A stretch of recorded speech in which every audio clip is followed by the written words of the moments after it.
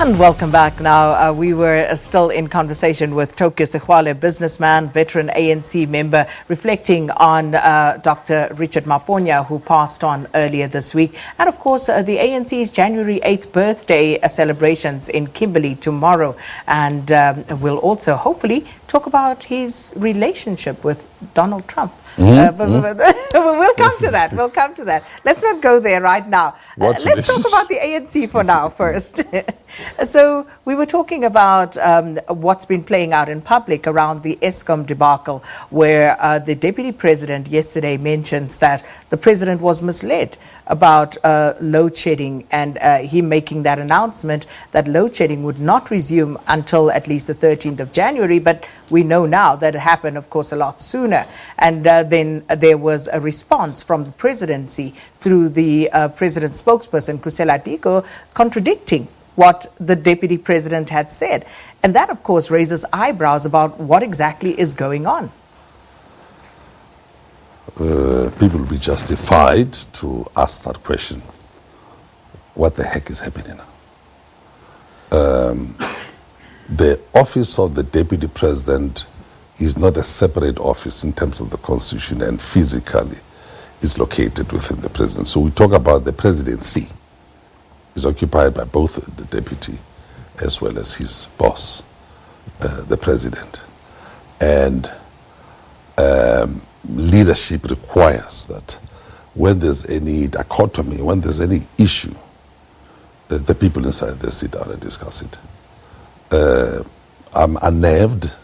I said to you earlier, I was rather unhappy as I got out of the car before the studio to hear that a spokesperson in the president's office has issued a statement that sorts of, says things that will cause question marks about the statements or utterances of the deputy president. I think there's a place for this. It's called private. There's a place for this. It's called private. Deal with this issue and then come out with one voice. It's not for me, if I was in that position, it's not a spokesperson issue.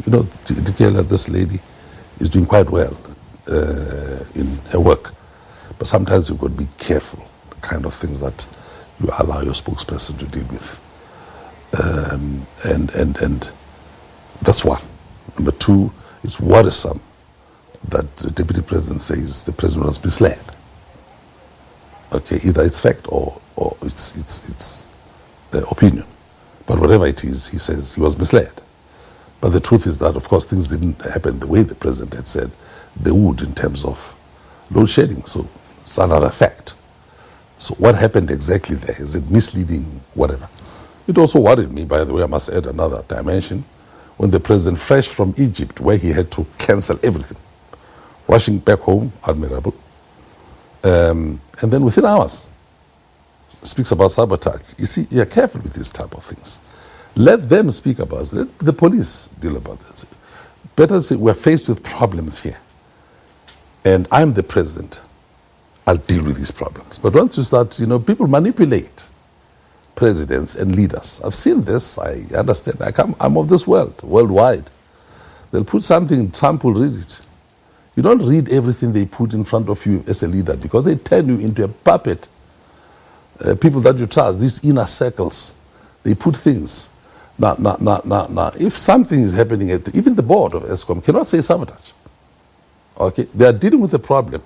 And then the day you say sabotage is when you know that you're holding management and other people accountable. Okay, because it's a huge, I've been in jail for sabotage, so I understand what sabotage is. It's almost treason. It's not a way that it can be used flippantly, let alone by the president. Shield the president from that and let him talk about problems. As the president, I'm dealing with these things, and then you come out with a proper statement. But shortly after getting out of the plane, you talk about that, then it causes these problems of he's misled, and then somebody said, no, he's not misled. So now the president, somewhere we're looking for him, what does he say himself? And people are looking for an answer now in the January 8th statement. Is he going to say something? So I think there's been a bit of a sloppy to attend to things in that manner. So again, I say, It's our president, our deputy president. There's a place, private, and come out with one voice.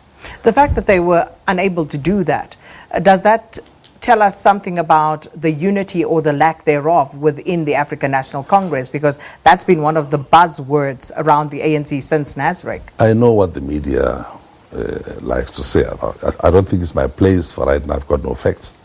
I believe in the two leaders. They are elected. They are my president and my deputy president. We hold them accountable. I am a supporter of the president, not a blind supporter. I'm not his inner circle or the deputy president. But the fact is that I don't think it goes to that extent of saying maybe these are the it may well be the differences that we have inside the ANC. But right now, I've got no facts to say that this thing is happening because there are certain differences and factions and so on. Of course, the media, that's the space they play in, and I'm not blaming the media, but I'm just pointing out that I'm not in that space. I want to deal with facts. What's real about my president here? What's real about the deputy president? What are they saying? Why is there no common message? Why do you allow a spokesperson to talk down the deputy president? That type of thing. It's not done. So we've got to fix that. Again, I emphasize the word, hey, there's a place called private. And I learned from Madiba, certain things, it's right from jail, right up to right now. Certain things are best, even in private family, private. And then you come out with one face. And these differences are there every day. Trump bombs this one, come out with one face. Speaking of Trump. Yes. So why did I have to say it? So once upon a time, both you and Donald Trump did a program called The Apprentice. So what's your relationship these days with Donald Trump? And do you talk? What's your relationship with him? He knows my views about his style of governance. He owned the rights of The Apprentice. Many people don't know, worldwide rights. And here the rights were sold to us, or sold to a company which had approached me to do the apprentice thing here.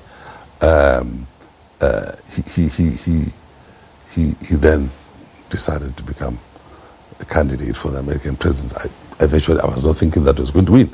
But lo and behold, he's now the president. What's my view of him? I'm not a Democrat in America.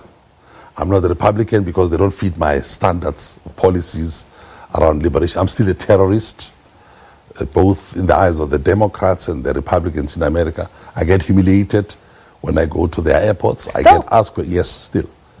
They tinkered with the changes of the law, even under Obama and John Kerry. They tried to do certain things, but it's still in the law. Ask me. We know what happens when you get to the United States.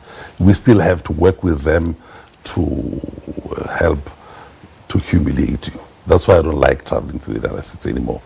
But here, I think he's got a bad style. He's badly advised Trump.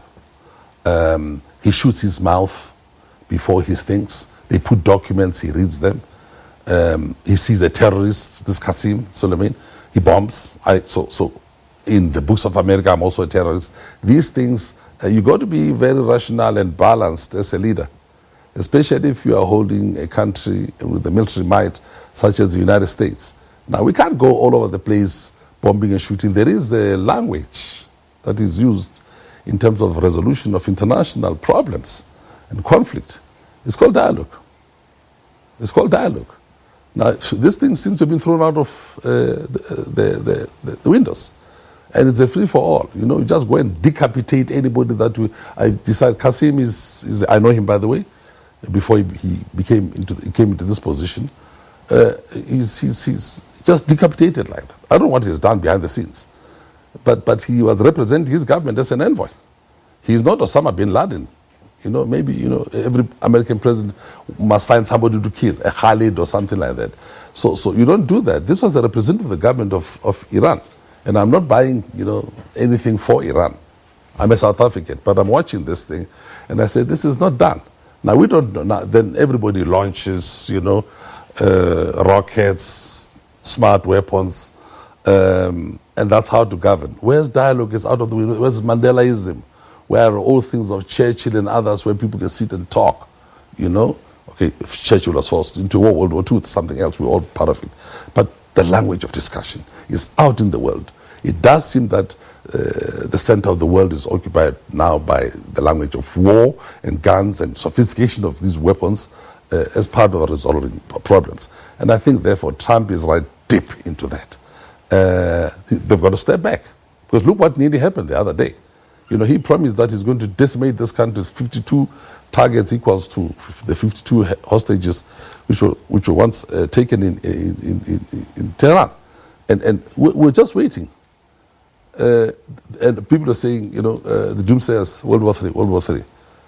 By the way, this is our world too. When you bomb somewhere, the oil price hits my food here, water, electricity, everything. You know, because we trade with these people. Don't think that when the price goes up, this informal settlements here, they feed it in the bread, in milk, in sugar, in everything that comes from agriculture, because agriculture is diesel, and diesel is used by tractors. Everything is so.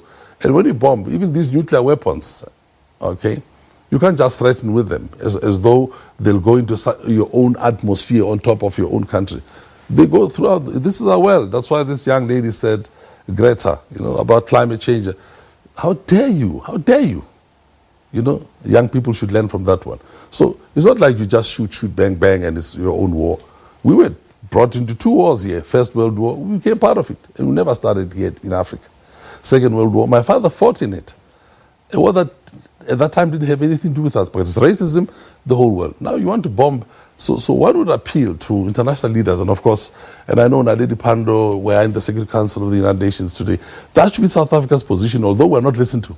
At the end of the day, you know, might is right to these people. So, and Trump plays in that space. It's a dangerous space.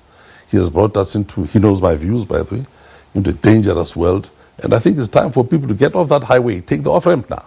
And let's start anew. The Mandela way, discuss, look how we resolve problems in South Africa.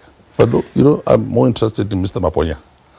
Well, that's where we started, but this is where we have to end it. But Yes. thank you so much, all the same, for your time. Businessman, veteran ANC, member of Tokyo Sexwale, reflecting on some of the contemporary issues that we've been grappling with this week here in South Africa.